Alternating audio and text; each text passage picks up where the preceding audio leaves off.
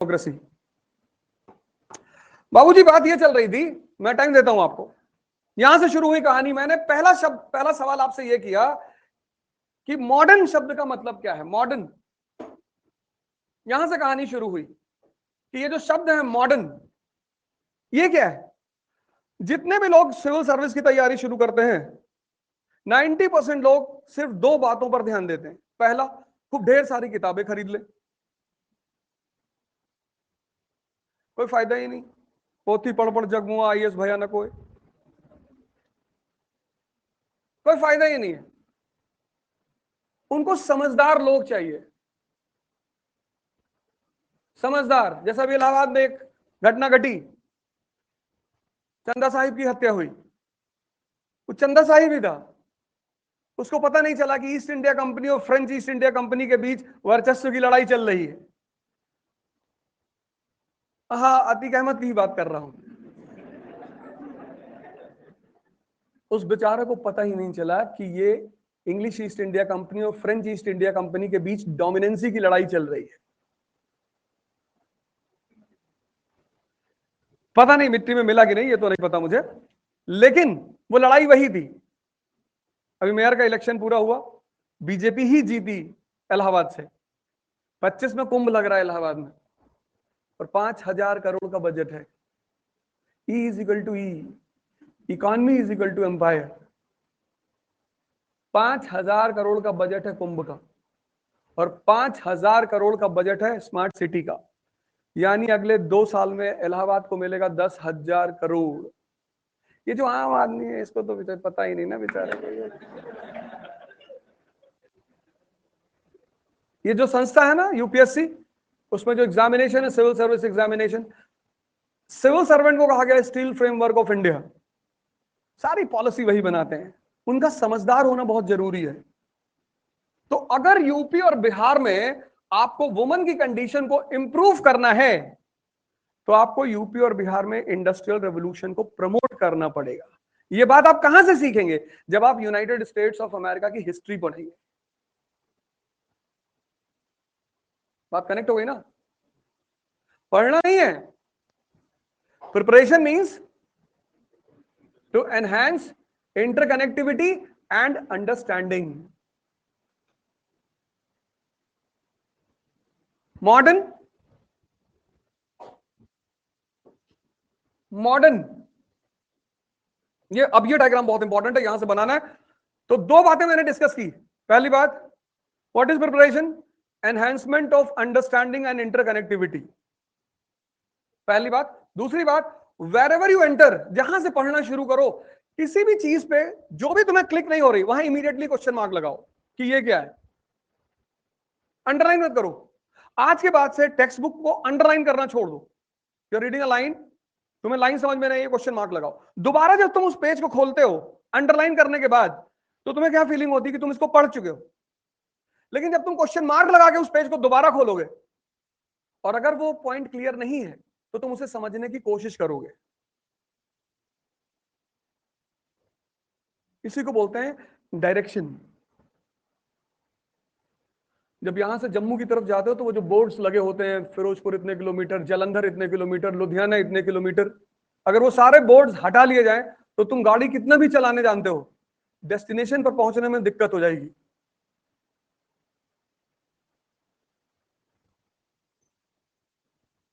तो जो लोग पढ़े ही नहीं है, वो तो इस एग्जाम को दे ही नहीं सकते, क्योंकि एलिजिबिलिटी है ग्रेजुएशन।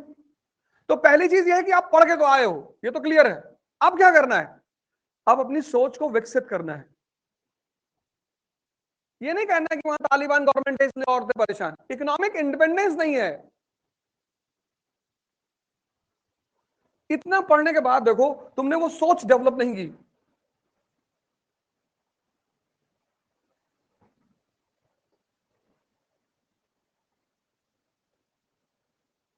ये बात समझ में आ रही? मॉडर्न, अब पूरी जो वर्ल्ड हिस्ट्री है वो दो पार्ट में डिवाइड होती है, प्री मॉडर्न और मॉडर्न। ये डायग्राम बनाना है। मॉडर्न वर्ल्ड, तो world history is divided into two parts, pre modern and modern. मैं सिलेबस डिस्कस करने जा रहा हूं, कुछ समझ में नहीं आएगा कोई बात नहीं। चिंता नहीं करना है, सो भी सकते हो तुम सर उस पर रख के नीचे, एक ऑप्शन तुम्हारे पास है, पर टेंशन लेने की जरूरत नहीं है। हाँ, जहां तुम्हें क्वेश्चन करना है मैं आपको टाइम दूंगा बीच में, आप हमसे क्वेश्चन पूछिए। तो मॉडर्न शब्द का मतलब क्या है, ये देखो, economy, pre modern economy, simple economy, simple evidence, मैंने कहा हर बात पे एविडेंस देना है, simple economy, evidence, exchange medium, exchange medium, exchange. What was exchange medium in pre-modern world? When I say pre-modern, I mean ancient and medieval world. Barter. कितनी simple चीज है barter. Barter. 5 ice creams for a bowl of rice. आज भी गांव में है ना, बच्चे एक बाउल राइस लेके गए और 5 आइसक्रीम लेके चले गए. Exchange of goods, the simplest form of exchange medium. कुछ समझना ही नहीं. एक तो बार्टर, दूसरा precious metals. Precious metals, gold and silver. And if gold is precious in India, it is equally precious in Europe. ये था pre modern economy, simple economy, exchange medium. दूसरा polity, pre modern world, mainly monarchy, mainly, not only, mainly monarchy.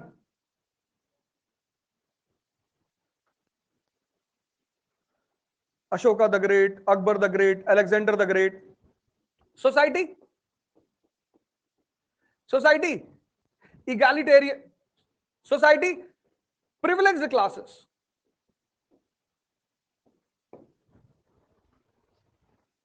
कौन से class? Privilege by birth. कौन से 2 section जिसको birth की वजह से प्रिविलेज मिला हुआ था? And priest. कौन से 2 section? Noble and priest. Religion,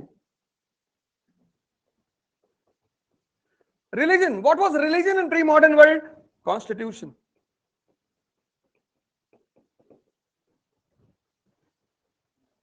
pre modern world में रिलीजन क्या था? Constitution. Evidence, Vedas, Bible, Quran. इसको क्या बोला गया? अपौरुषे. अपौरुषे means not written by human being, written by God. भगवान तो आके इसको चलाएगा नहीं, तो इसको इंप्लीमेंट कौन करेगा? भगवान का representative. Who will be the representative of God? King. तो Ashoka took the title of Devanam Piyadasi, beloved of God. Guptas took the title of Param Bhagavad. And medieval rulers, they took the title of Jille Ilahi, shadow of law. तो दुनिया किसके हिसाब से चलेगी? वेद के हिसाब से चलेगी, कुरान के हिसाब से चलेगी, बाइबल के हिसाब से चलेगी. पर इनको इंप्लीमेंट कौन करेगा? Kings. And who are kings? Representative of gods. अब मॉडर्न वर्ल्ड क्या है?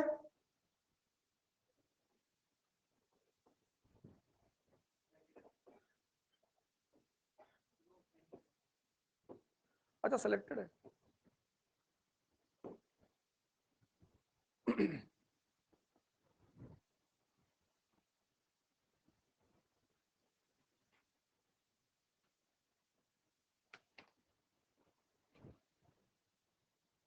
Complex economy. Example, exchange medium,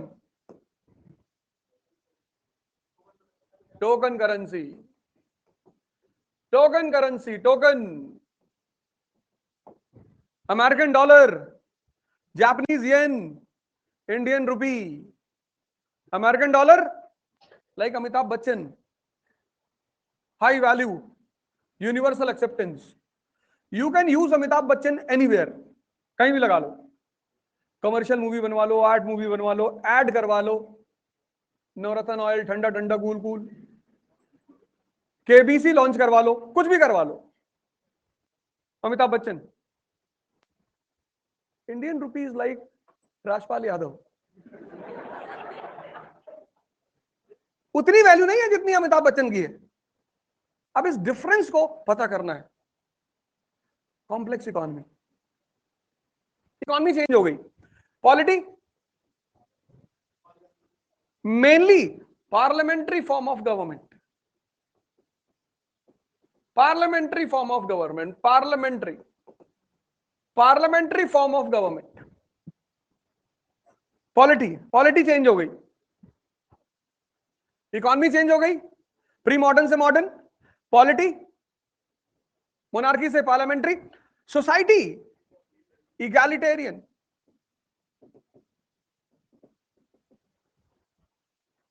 no privileges by birth, birth के साथ किसी को कोई प्रिविलेज नहीं है, इगैलिटेरियन कम से कम थ्योरेटिकली तो है ही। और constitution man made constitution, man made. पहला रिटन कॉन्स्टिट्यूशन किसका? यूनाइटेड स्टेट्स ऑफ अमेरिका का 1787। हमारा कब आया? 1950। तो अकबर वॉज जिल्ले इलाही एंड मिस्टर मोदी इज जिल्ले जमहूरियत। Akbar was representative of Allah and mister Modi is representative of Indian people. Ashok को किसके इशारे पे चलना था? रिलीजन के इशारे पे। मिस्टर मोदी को किसके इशारे पे चलना है? कॉन्स्टिट्यूशन के इशारे पे। This is the difference between pre modern and modern. A new economy, a new political order, a new social order and a new ruling philosophy. ये है फर्क।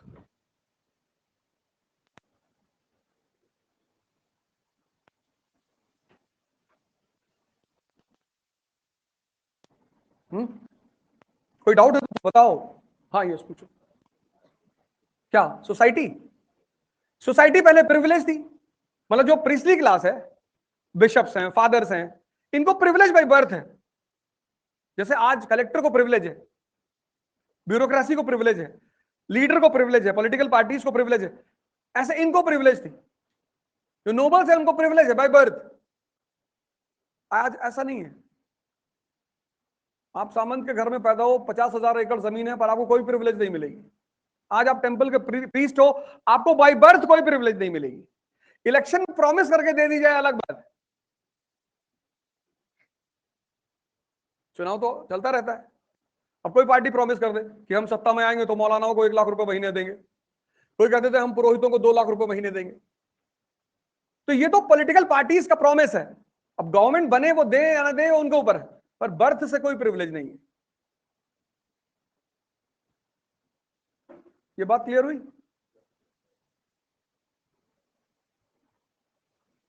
पढ़ाएंगे नहीं, पढ़े तो हो पिछले 16-17 साल। अभी मैंने पूछा 1857 के बाद पॉलिटिकल पार्टीज क्यों पैदा हुई, पूरी क्लास में कोई बताने की स्थिति में नहीं है। कम से कम 200 लोग बैठे हुए हैं और सब पढ़े लिखे लोग, कम से कम 200 लोग बैठे हैं, 200। और अभी रिलीजन पे कुछ बोल दो दंगा हो जाए क्लास में, कास्ट पे बोल दो गोली चल जाए, पर पता कुछ नहीं है।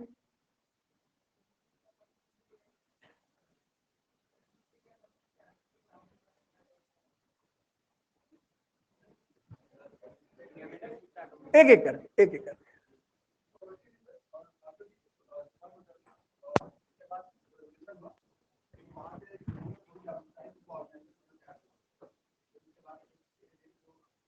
तुमको वो फॉर्मूला पता है, मदर ऑफ इन्वेंशन? नेसेसिटी। कोई भी चीज कब पैदा होती है? जब उसकी नेसेसिटी पैदा होती है। तो सोच के देखो क्या नेसेसिटी पैदा हुई होगी। यस, वो तो पहले ही राजा राम मोहन रॉय 1830s।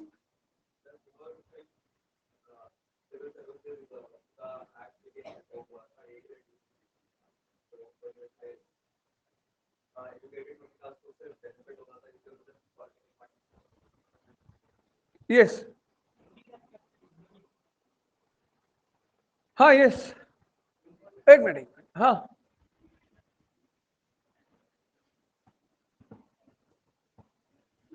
सोचो इतनी बड़ी क्लास है, इतनी बड़ी 200 की क्लास, और उसको ये नहीं पता कि 1857 के रिवोल्ट के बाद भारत में पॉलिटिकल पार्टीज क्यों बनना शुरू हुई।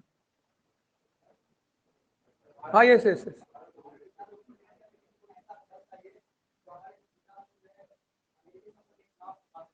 अंग्रेजी शासन के खिलाफ इतना शुद्ध हिंदी बोलोगे तो डर जाएगी क्लास की जनता।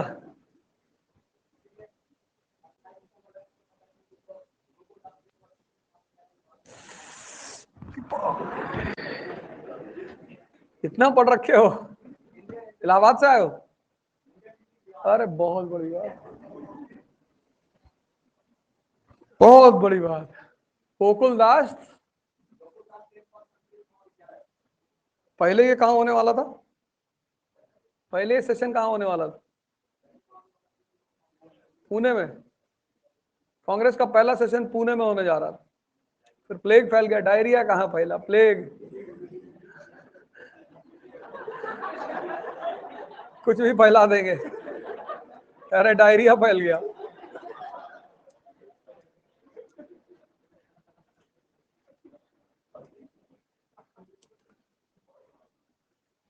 अभी मैंने क्लास की शुरुआत में 4 लोगों का नाम लिया, द्रोणाचार्य, भीष्म पितामह, दुर्योधन।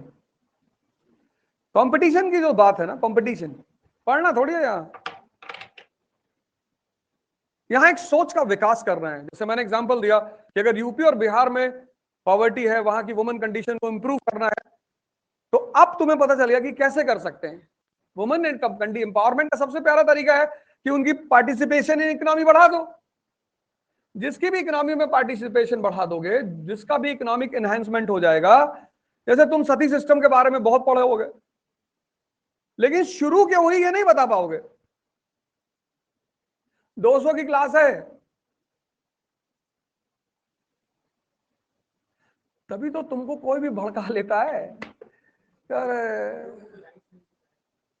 ऐसे थोड़ी होता है यार, विडोज को राइट नहीं होता। सती सिस्टम किस पीरियड में शुरू हुआ, क्यों शुरू हुआ, क्या उसकी वजह थी? तो सुनो मेरी बात, मैं तुमसे जो कहना चाहता हूं, ये जो प्रिपरेशन है सिविल सर्विसेज की, ये प्रिपरेशन है एनहेंसमेंट ऑफ एनालिसिस की। ये पढ़ने की, इसलिए तुम्हें टीचर तो कहीं बुरे मिलेंगे ही नहीं, सब अच्छे टीचर एक से एक। इसीलिए यूपीएससी की फील्ड में आजकल, आज तक कोई एकेडमिक्स का प्रोफेसर सफल नहीं हुआ। इस फील्ड में जब भी सफल हुए तो जो तैयारी करके टीचिंग करने आए वही सफल हुए। उसकी वजह यह थी, जबकि प्रोफेसर्स के पास नॉलेज का भंडार बहुत है। अब जेएनयू का कोई प्रोफेसर अगर हिस्ट्री पढ़ाने आ जाए तो मॉडर्न वर्ल्ड हिस्ट्री पे कम से कम तुमको 4-5 रजिस्टर तो लिखा ही देगा। इंडस्ट्रियल रेवोल्यूशन पे 40 घंटे क्लास ले लेगा अकेले ही। तो इसके नॉलेज लेवल में कमी नहीं है ना।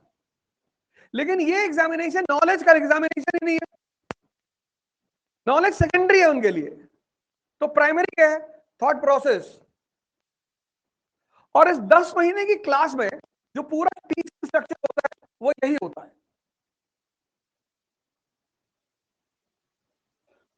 जो 10 महीने की क्लास होती है, उस पूरा टीचिंग स्ट्रक्चर जो जिताएगा, जिताने का काम है।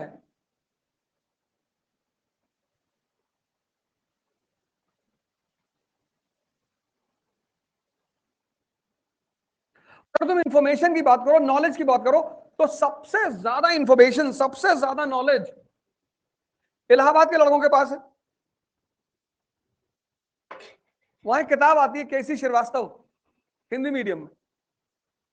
कभी अगर राजेंद्र नगर में आ जाए तो लोग हिस्ट्री की तरफ देखे ना। एंशिएंट इंडिया की किताब है, 5000 पेज की।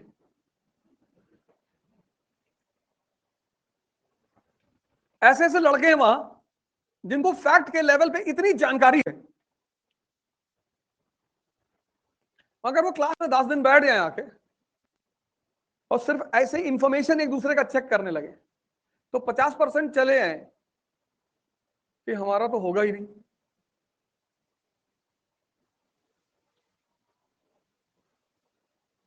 पर इतने भीषण पितामहों के बीच जो 10-10 साल से तैयारी कर रहे हैं, तीन राबी का हो गया, 21 साल में।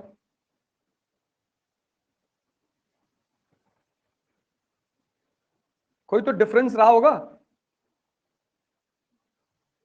कुछ तो बात रही होगी ना। 21 ईयर्स ऑफ एज। हालांकि उसके सिलेक्शन में सबसे ज्यादा योगदान उसकी मदर का है, 98%। तो ये प्रिपरेशन जो है वो एक थॉट प्रोसेस का डेवलपमेंट है। जैसे अभी मैंने कहा, अब ये पूरा डायग्राम तुम्हारे सामने है।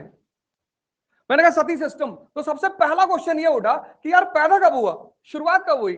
अब ये है ऋग वैदिक पीरियड, लेटर वैदिक पीरियड, 6th सेंचुरी बीसी, जिसको तुम बुद्धा पीरियड कहते हो। ये है मौर्यन पीरियड, ये है पोस्ट मौर्य, फिर गुप्ता पीरियड, फिर पोस्ट गुप्ता, फिर राजपूत पीरियड। ये टोटल है एंशिएंट इंडिया का ग्राफ। अब यहां पर सती सिस्टम नहीं है, इस पूरे एरिया में सती सिस्टम नहीं है। There is no sati system on this side, है ही नहीं।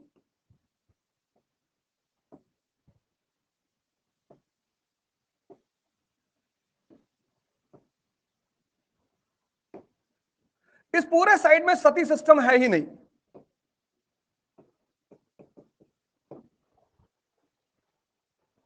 सती सिस्टम कहां से हो रहा है, यहां से।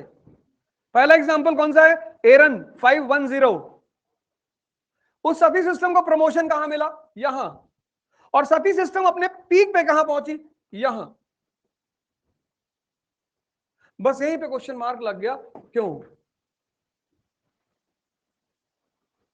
इसके और डेवलपमेंट को बोलते हैं प्रिपरेशन। यहां पे सिर्फ तुम अगर वुमन का पूरा ग्राफ बना लो, पूरा यहां पे वुमन को एजुकेशनल राइट्स है, छोड़ो